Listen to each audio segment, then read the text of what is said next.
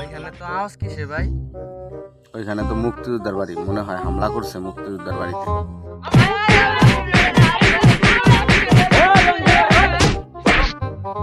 তোমরা এখানে কি করতেছো? এখানে এত গ্যাঞ্জাম করতেছো কেন তোমরা? আমি অত কিছু বুঝি না ভাই, আমার কুড়ার দরকার। আমি মুক্তিযোদ্ধার নাতিকে বিয়ে করে কুড়ানি চাই, কুড়ানি আমি চাকরি নিতে চাই। তুমি এখানে কে সেজন্য আসছো? লাইনে 2 নাম্বার ব্যক্তি তুমি এখানে আসছো ওর বর্তমানের সাথে কি তুমি আমারও একই কথা, আমি মুক্তিযোদ্ধার নাতিকে বিয়ে কেন গ্যাঞ্জাম করতেছো?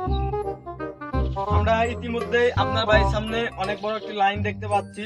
তো আপনি কি আসলে মুক্তিযোদ্ধা? তারা যে একটা দাবি করতেছে যে তারা মুক্তিযোদ্ধা নাতিনকে বিয়ে করতে চায়। তো আপনি কি একজন মুক্তিযোদ্ধা? আমি একজন মুক্তিযোদ্ধা।